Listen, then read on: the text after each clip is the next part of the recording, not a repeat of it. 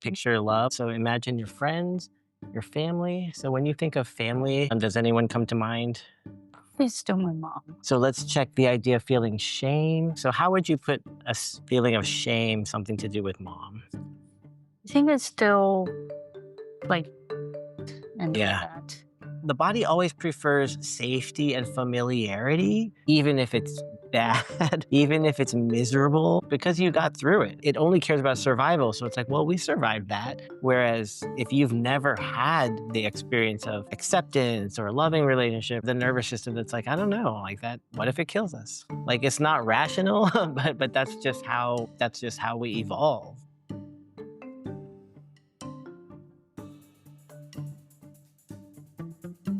Okay. So Yeah.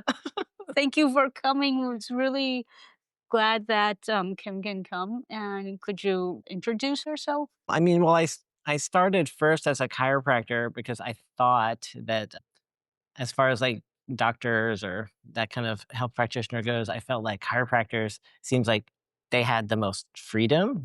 Oh, you can, set your hours and everything. And it seemed so simple. Like you learn these 24 bones and you line them up and then people get well. But then, once I got into practice, I It's not. discovered, right, it's not that simple actually, that there's a lot of things that can affect the alignment. I'm fortunate that I was exposed to things like NET early, and I found that that kind of approach really helped release my things that I thought were structural, but then Mm, it turned out it was that it was emotional. emotional. And it Mhm. was just, it really blew my mind to feel that physical relief after like a mind body type of intervention. So I felt like early on, I felt like, wow, I have to learn to do this because that's how I wanted to help people. Now it's almost 30 years into it. So now I'm like really focused on the NET because I feel like there's 300 chiropractors in the city and most of them are pretty good. So there's a lot of good chiropractic all over the place, but there's not as much of things like NET. And I feel like people are really struggling with stress and trauma and Especially the city. yeah, yeah, it's intense in the city. So, yeah, Yeah. so I'm focusing a lot on the NET part, and then also in the last few years, I've been writing more. So, like, I have a new book coming out in December. Congratulations. Yeah, thank you. So I feel like as I get older, I wanted to kind of build something into my career that I could keep doing as I get away from more physical work, and writing is something I always wanted to do anyway. So, Oh. yeah, So like the person like how do people know like I need to go to like a regular chiropractor yeah. or if I like what type of treatments do you use for NET? Like what NET would be treated Treated would be yeah. for? Well, the simple thing is NET is for stress related things. So people suspect they could use some NET if they notice that like their pain happens when they're stressed or like the digestion is bad whenever they're stressed. Like Mhm. whenever like a physical manifestation happens and connected to some kind Typical. of emotional event Mhm. as opposed to like an injury or something, then NET usually helps. Or I get referrals from other practitioners. Like Mhm. a practitioner will feel like something is not resolving like it should, and they Mhm. notice that this person is also under a lot of stress, or they were under a lot of stress when the problem started. So then they might refer So over to me. anything that is emotion or stress related, it's good Yeah. to use So that's NET. like the obvious thing, but in reality, I feel like you never know. Like the patient doesn't know Mhm. who they should see, and I feel like sometimes, even as a practitioner, I don't Don't know. know. Like for myself, Mhm. I'll often think, "Oh, I'm a practitioner. I know what I need." But then I don't You don't know. know. You go and see somebody and something totally surprises you. You can never be like objective with yourself.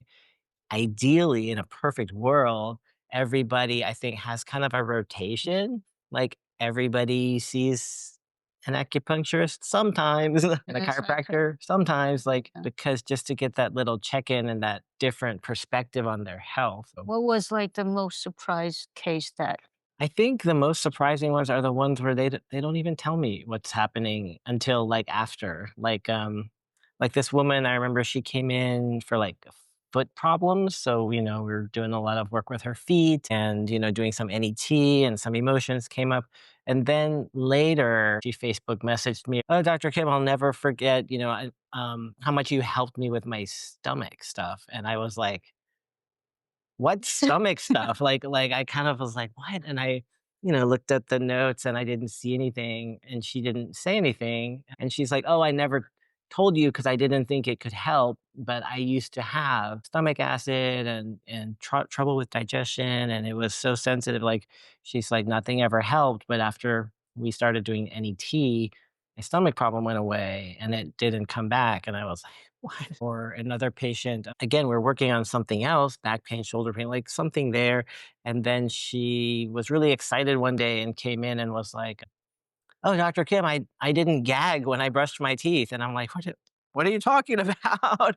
And she was like, "Yeah, I didn't mention it because she just had such a sensitive, like this like gag reflex. Like, Mhm. she could never get through brushing her teeth without almost like throwing up. Like, it was just for years and years. So it's like the muscle and nerves are Yeah, too sensitive yeah, yeah. inside, and then when you release the tension, Yeah. it Well, it was connected to some becomes trauma. So while we were doing NET and getting to the bottom of like this, yeah, yeah. this tension, it went back to like a specific trauma that then it was the same trauma connected to the sensitive gag reflex. So it was just like, yeah, when people are like, "Yeah, thanks for helping me with this," and you're like, "I don't even what?" We had an interview with a psychiatrist the other day, and she does Mm, hypnotize mhm. and also the tapping, Yeah. and she said, like, it was also, like, years and years ago, like, in the East, and she said she didn't thought of hypnotizing can help with infertility, Mm, and mhm. she was solving these women's just their family issues. By after that, then they got pregnant because it was something back in the mind that was like, yeah, something was just too intense. So Yeah. she couldn't, yeah, it was very interesting about that. Yeah, Yeah. it's pretty crazy, and that's, the fun of being a practitioner is every day is different. So NET means it stands for neuro emotional technique. So, see, how do I explain it? It's quickly. Yeah, we could do like a demonstration if Yeah.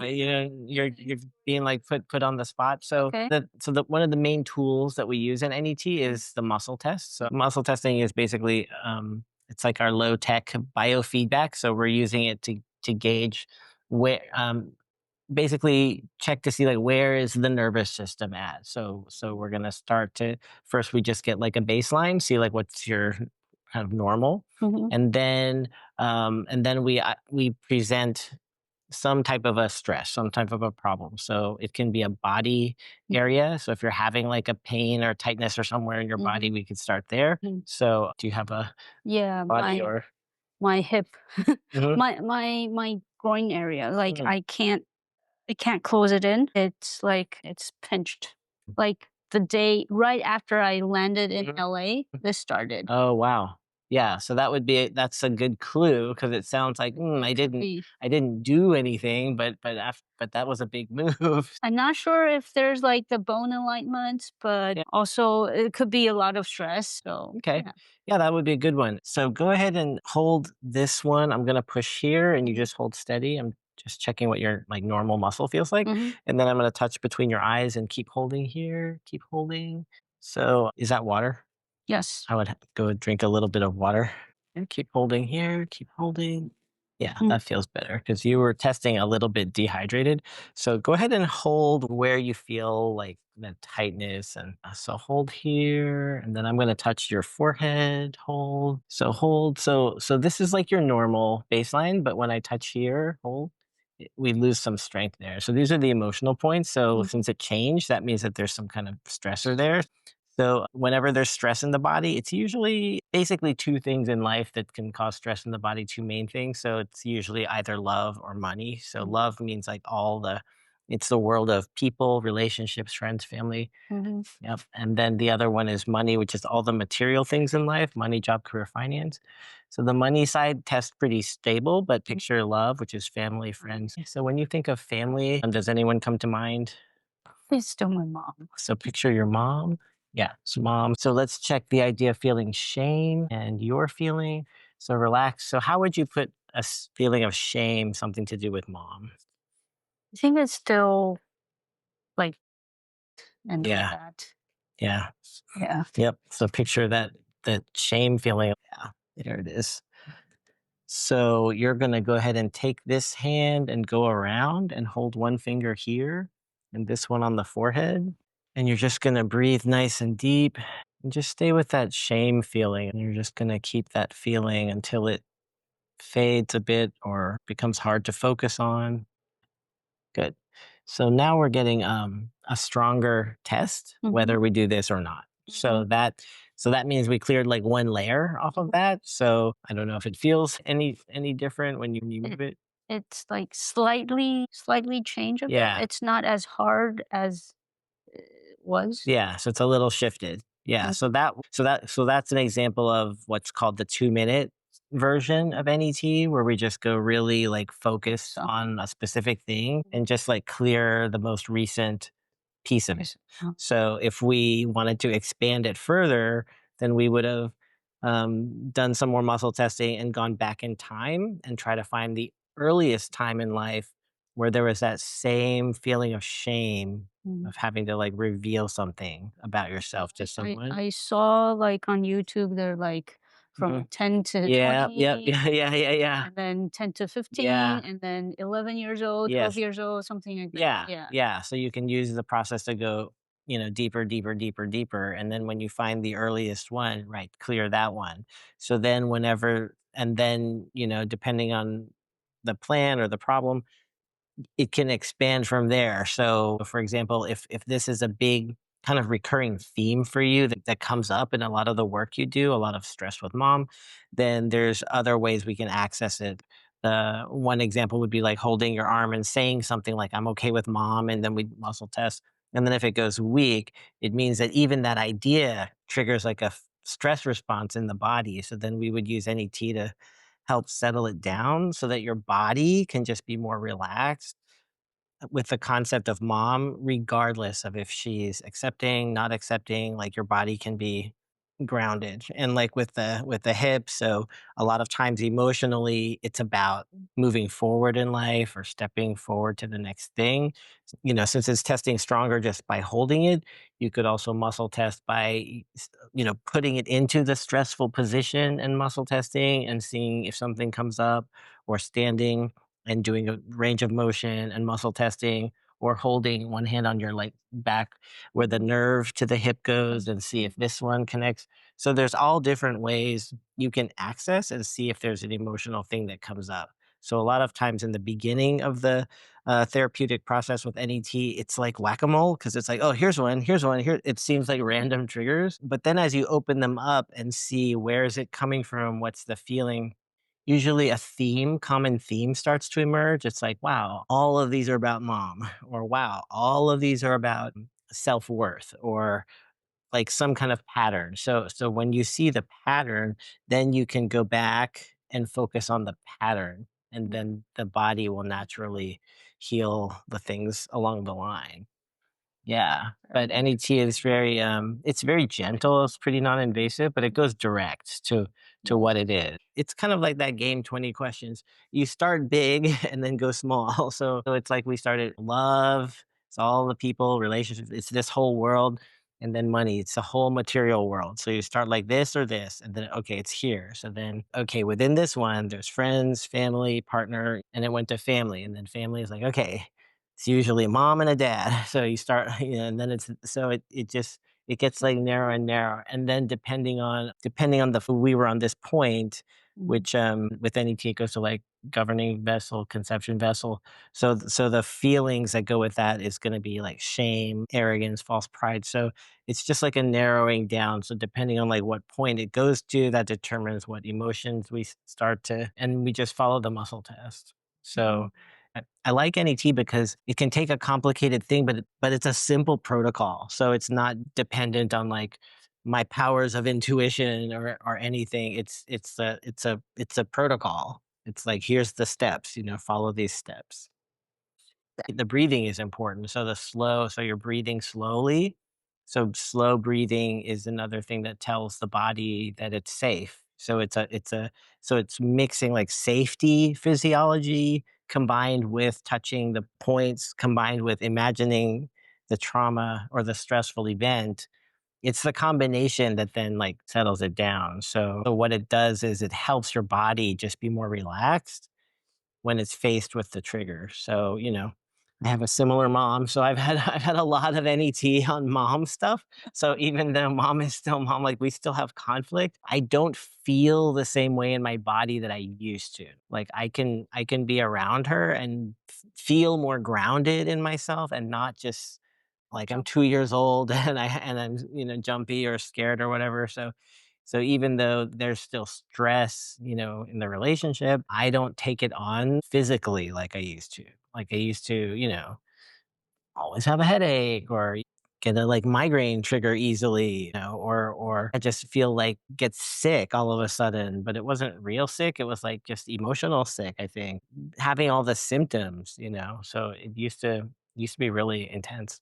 I feel like I feel like most sicknesses have some emotional Yes. component to it. I don't know that anything is 100%. Yeah. It's a lot. I believe there's a lot Sure. because people I see, if you ask deeper, then there must be something. Yeah. There's always something Yeah. triggering them. It goes with yeah, either family or Yeah. or work stress. Yeah. And most people don't really connect these together. They think, Mhm. yeah, I can handle stress. Mm, That's just mhm. life. Everybody's Right. like that. But Right. they never thought that that's really making them even sicker. Right.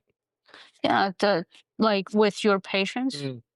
are there more men or do men hide their emotions more or Yeah, of course. Yeah, I think my practice is probably 90% women, not because men don't need it, but they don't get it. Like they're not conditioned, like culturally, they're not really conditioned um, to handle or expose express their or I yeah, mean, men don't go to the doctor in general anyway as yes. as much, so they tend to neglect their They health think stuff. they can work it out Yeah, for power themselves. through it, Yeah. yeah, so not that many men voluntarily come in. I mean, usually they've done some other work already, either they've been in therapy, so they're comfortable, like, they have the language and everything. If we're doing our testing and it's like, "Well, this one looks emotional," then they would be like, "Okay, fine, let's see what that is." So as long as they're open and willing, then it can go okay. But sometimes women too, but more with men, don't sometimes they don't wanna know. Sometimes they're like, "You know what? I don't actually care. I don't care if you have to crack my neck forever, like, I don't care about the emotional part." So sometimes they don't wanna know, and that's okay. It's their body. It's your body, it's your path, it's your life. Yeah. But I feel like younger males are a lot more comfortable talking about their feelings and, emotions and their problems. The society now, they're more prone to going to a Yeah, therapist and they start now people know emotion really connects to our yeah, body, yeah. so Because the kids it's see mm, there's even movies, like yeah. the Inside Out movie and stuff. Yeah, I think that's a really great movie. It yeah. helped a lot of people. You sent me the chart yesterday Mhm. and I kind of looked through it. It's related to the elements, Yeah. the organs, and these are where we usually feel the pause. Mhm, It's the same. And like what we do, we do the tongue and pulse checking, mhm. just seeing the tongue, see your body is more hot or cold, Yeah. or there's dampness inside. And by feeling the pulse, you know which organ is affected, and then like which energy is weaker. So I think that's pretty much what you were always also doing, Mhm. like Yep. which point and then Right, the energy. right. But this is so much faster. Yeah, yeah, it's very fast. Yeah, it's pretty Yeah. crazy. And our pause, like with our pause, there's like 28 different pause. Wow.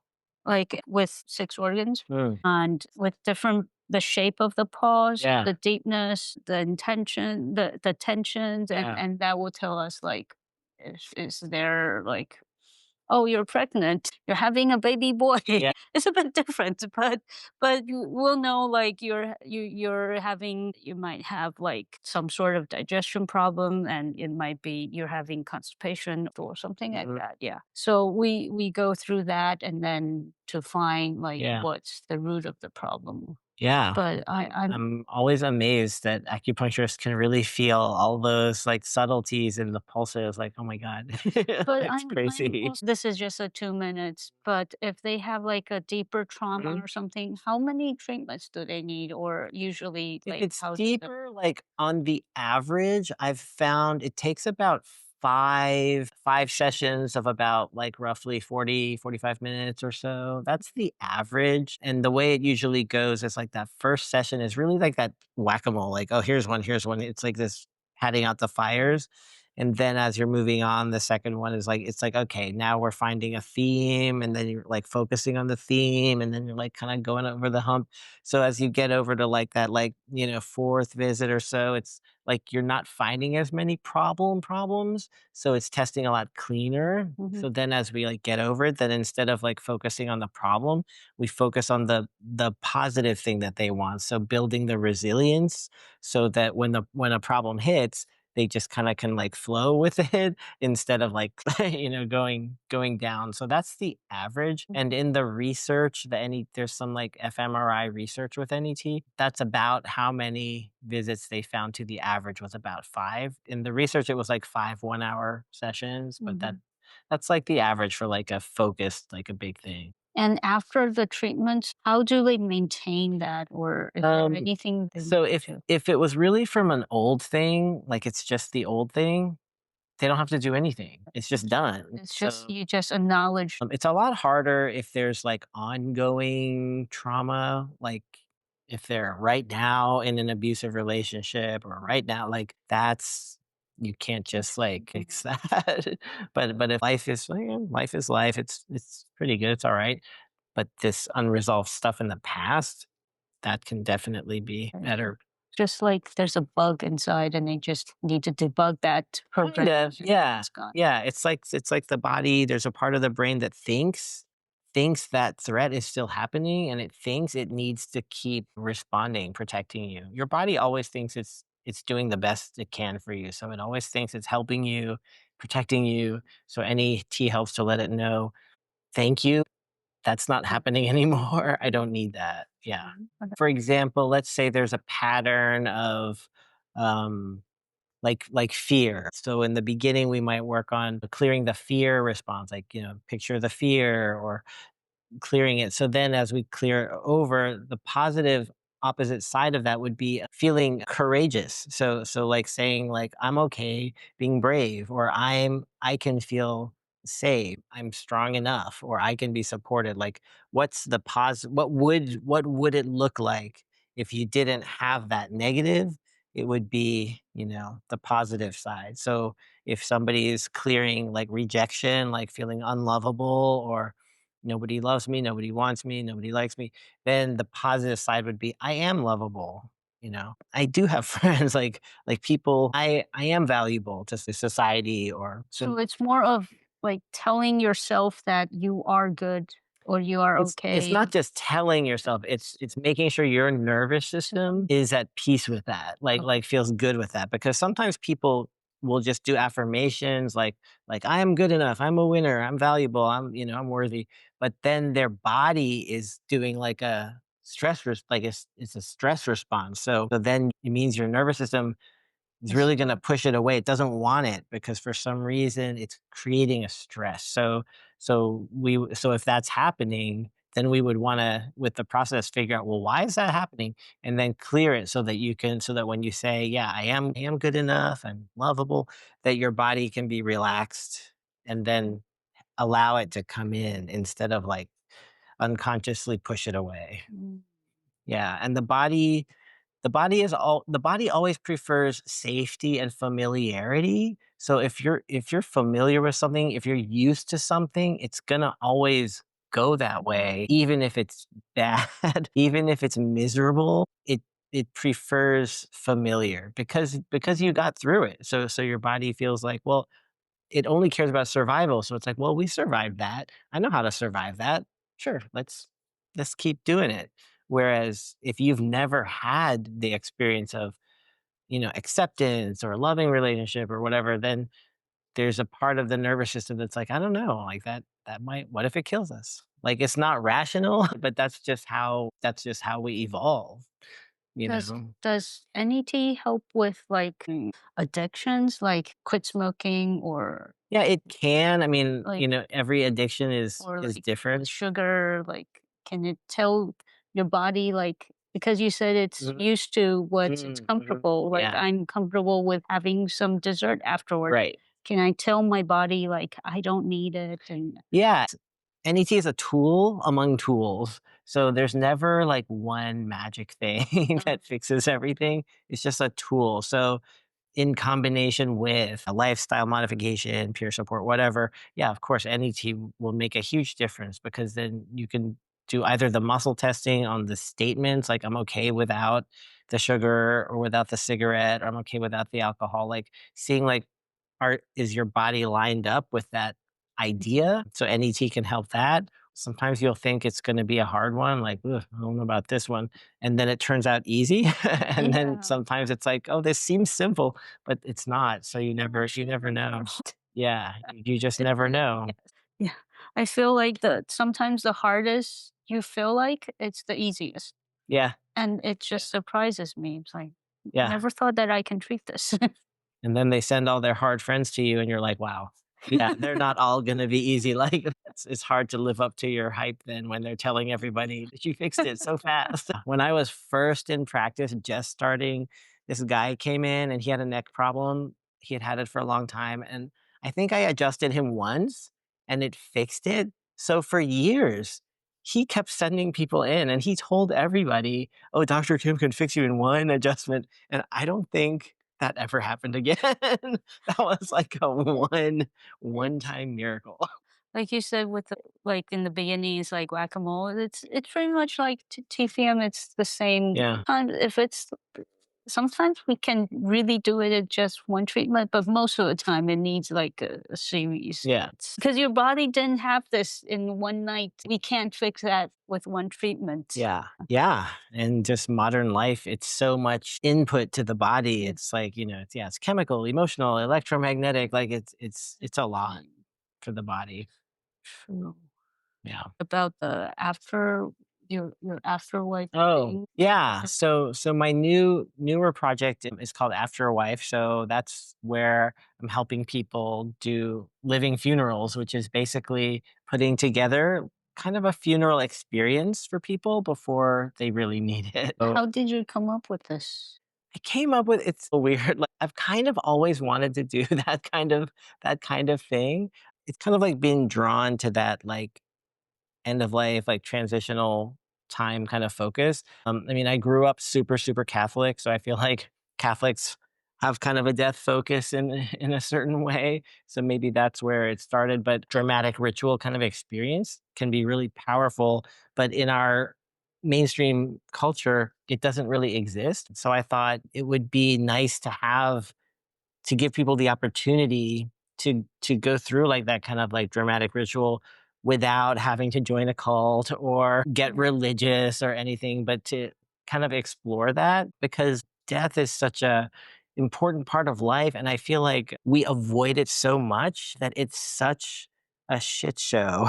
Like when people die, it's like, wow, they didn't do their paperwork, they didn't emotionally prepare any, and it doesn't have to be like that. Like in other cultures where it's not so like avoided, I feel like it can be a smoother transition. Or if people felt like more comfortable thinking about it, talking about it, imagining it, like then maybe they would do a better job of making sure like, yeah, let's get the paperwork in order so that our families are not like fighting and scrambling and or even just emotionally so your family doesn't feel like "I never said anything or they didn't say anything." Like it just doesn't have to be it'll never be easy, easy, but it doesn't have to be so So chaotic, yeah.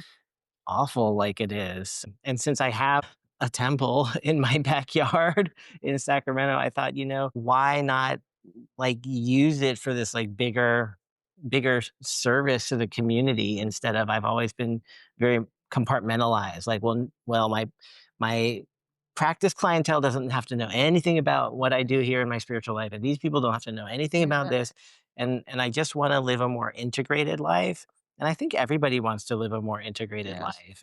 And we're just taught everything has to be all or nothing. Sometimes people are like, they're in their corporate job, and then sometimes they're like, I'm gonna quit my corporate job and be a healer, or I'm gonna quit my and be like an artist. But like it doesn't always work out that Yeah. way. But it would be nice if people could, yeah, have more balance, and anyone's allowed to do.